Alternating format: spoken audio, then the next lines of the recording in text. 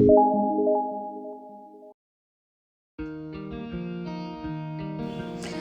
Namaste. Welcome back to my channel WinTrader. ഇന്നത്തെ bank Nifty നോക്കുകയാണെങ്കിൽ നിഫ്റ്റിക്ക് moment ഒന്നും ഉണ്ടായിരുന്നില്ല മാർക്കറ്റിൽ. രാവിലെ ഒരു ഡൗണിഷിലേക്ക് ഇറങ്ങിക്കഴിഞ്ഞ ശേഷം മാർക്കറ്റ് കൺസോളിഡേഷൻ ആയിട്ട് നിൽക്കുമായിരുന്നു. ഒരു ബൈ ട്രെൻഡോ ഒരു സെൽ ട്രെൻഡോ നമുക്ക് കിട്ടിയിരുന്നില്ല എന്നുള്ളതാണ് വാസ്തവം. പക്ഷേ ബാങ്ക് നിഫ്റ്റി ആണെങ്കിലോ നേരെ നല്ലൊരു ഹൈക്ക് മോർണിംഗിൽ തന്നെ ബാങ്ക് നിഫ്റ്റി ബൈ ട്രെൻഡിലേക്ക് പോയിട്ട് നല്ലൊരു ഹൈക്ക് കിട്ടിയിട്ടുണ്ട്. അതേപോലെ ലാസ്റ്റ് നല്ലൊരു ബ്രേക്ക് ഔട്ടും കിട്ടിയിട്ടുണ്ട്. അപ്പോൾ ടോട്ടൽ നോക്കുകയാണെങ്കിൽ 3 ടാർഗറ്റ് മേടിച്ചു 390-400 പോയിന്റോളം കയറി നിൽക്കുകയാണ്.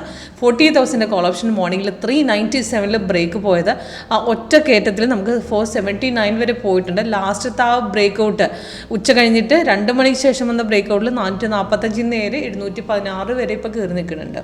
അപ്പോൾ നല്ലൊരു ഹൈക്ക് കിട്ടിയിട്ടുണ്ട്. അപ്പോൾ എങ്ങനെ ഒരു എൻട്രി എടുക്കാം, പ്രോപ്പർ ബ്രേക്ക് ഔട്ട് എങ്ങനെ കണ്ടുപിടിക്കാം എന്നുള്ളത് കാണിച്ചു തരാം.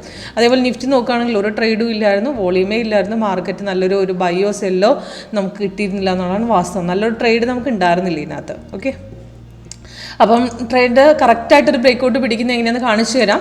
ഇപ്പോൾ ഇത് നോക്കുകയാണെങ്കിൽ ബാങ്ക് നിഫ്റ്റിയുടെ നമ്മുടെ ഇപ്പോഴത്തെ ലേറ്റസ്റ്റ് വേർഷൻ്റെ ചാർട്ടാണ് ഞാൻ കാണിക്കുന്നത്. ഇപ്പോൾ റേറ്റ് നമുക്ക് ലൈവായിട്ട് ഇവിടെ കാണാം.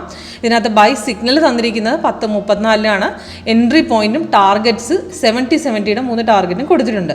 ഇപ്പോൾ ഒരു സിഗ്നൽ നമുക്ക് എടുക്കുകയാണെങ്കിൽ അത് സൗണ്ട് എഫക്റ്റോട് കൂടി, അതായത് നമുക്ക് സൗണ്ട് എഫക്റ്റോട് അലേർട്ട് മെസ്സേജ് ആയിട്ട് നമ്മുടെ സോഫ്റ്റ്വെയർ തരും.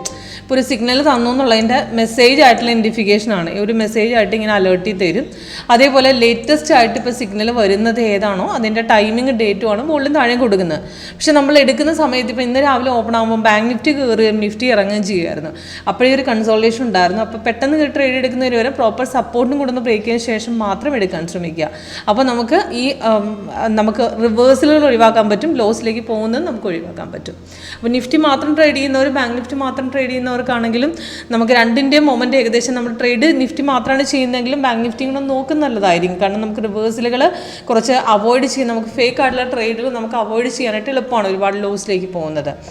അപ്പം നോക്കുകയാണെങ്കിൽ നിഫ്റ്റി രാവിലെ കൺഫേംഡ് ആയിരുന്നു, ഗ്യാപ് ഡൗണിൽ ഇറങ്ങിയ ശേഷം കൺഫേംഡ് ആയിരുന്നു. സപ്പോർട്ട് ബ്രേക്ക് ചെയ്തില്ല എന്ന് മാത്രം, സപ്പോർട്ട് ബ്രേക്ക് ചെയ്ത് തിരിച്ച് കയറുന്നത്. അപ്പോൾ റിവേഴ്സൽ രണ്ടും കൂടെ എഗെയിൻസ്റ്റ് ആയിട്ട് ഇപ്പോൾ 2-3 ദിവസമായിട്ട് അങ്ങനെയാണ് എഗെയിൻസ്റ്റ് ആയിട്ട് ഓപ്പൺ ആവുകയാണ്. അപ്പോൾ പ്രോപ്പർ ബ്രേക്ക് ഔട്ടിന് ശേഷം മാത്രം എടുത്ത് വെച്ചാൽ മതി. ഓക്കെ, അപ്പം സിഗ്നൽ ഇവിടെ വന്ന സമയത്ത് ഓൾറെഡി അവിടെ കൺഫേംഡ് ആയിരുന്നു. കാരണം നേരത്തെ ബൈ ഇന്നലെ നടക്കുന്നതുകൊണ്ട് ഇന്നും അതേ കണ്ടിന്യൂവേഷൻ പോയിട്ടുണ്ട്. അപ്പോൾ അവിടെ സിഗ്നൽ വന്നപ്പോൾ ആ പോയിന്റിലേ എടുക്കാമായിരുന്നു. അവിടുന്ന് 48,146 നമുക്ക് എൻട്രി വന്നത്. അതിൻ്റെ നമുക്ക് കോൾ ഓപ്ഷൻ 48,000 പിടിക്കുമ്പം അതിൻ്റെ ടൈമും ഡേറ്റും മേളിൽ കൊടുത്തിട്ടുണ്ട്. 397 വന്നു ടാർഗറ്റുകൾ താഴെ. അവിടെ നേരെ കയറി ഒറ്റ കയറ്റം കയറിയത് നമുക്ക് നല്ലൊരു ഹൈക്കിൽ 445 വരെ പോയിട്ടുണ്ട്. അത് കഴിഞ്ഞ് പിന്നെയും ബ്രേക്ക് ചെയ്ത് കയറുകയാണ് ചെയ്തിരുന്നത്. അപ്പം ഈസിയാണ് നമുക്ക് ഐഡൻറ്റിഫൈ ചെയ്യാനായിട്ട്. അപ്പോൾ നമുക്ക് ഓപ്ഷൻ എടുക്കുകയാണെന്നുണ്ടെങ്കിൽ ഇന്ത മണി ആണെങ്കിൽ ഇന്ത മണി, അറ്റ് ദ മണി, അപ്പോൾ ഏത് ഓപ്ഷനാണോ സ്ട്രൈക്ക് നമ്മൾ കൺസേൺ സ്ട്രൈക്ക് വ്യൂവിൽ പോയ സിമ്പിൾസിൽ പോയി കഴിഞ്ഞാൽ നമുക്ക് കിട്ടും. അവിടുന്ന് കോൾ ആണെങ്കിലും പുട്ടാണെങ്കിലും മന്ത്ലി വീക്ക്ലി ഓപ്ഷൻ ആഡ് ചെയ്ത് വെച്ചാൽ മതി. അപ്പോൾ സിമ്പിളാണ് ട്രേഡ് ചെയ്യാനായിട്ട്. അപ്പോൾ കൺഫർമേഷൻ ചെക്ക് ചെയ്തിട്ട് മാത്രം ചെയ്യുക. പിന്നെ വരുന്ന ബ്രേക്ക് ഔട്ടുകൾക്ക് റെസിസ്റ്റ് ചെയ്യുന്ന ലെവലും കൂടെ നോക്കുക. റീ എൻട്രിക്ക് വരുന്നതിന് മുമ്പേ നമുക്ക് റെസിസ്റ്റൻസ് ബ്രേക്ക് ചെയ്യുമ്പോൾ നമുക്ക് എടുക്കാം നമുക്ക് ഡയറക്റ്റായിട്ട്. ഓക്കെ, അപ്പോൾ കൂടുതൽ ഡീറ്റെയിൽസ് ലൈവായിട്ട് അറ്റൻഡ് ചെയ്ത് മനസ്സിലാക്കുക. അപ്പോൾ എങ്ങനെയാണ് സോഫ്റ്റ്വെയർ വർക്ക് ചെയ്യുന്നതെന്ന് ലൈവായിട്ട് കാണിച്ചു തരുന്നതാണ്. അത് ഡീറ്റെയിൽസിന് വേണ്ടി കോൺടാക്ട് ചെയ്യാം. ഓക്കെ.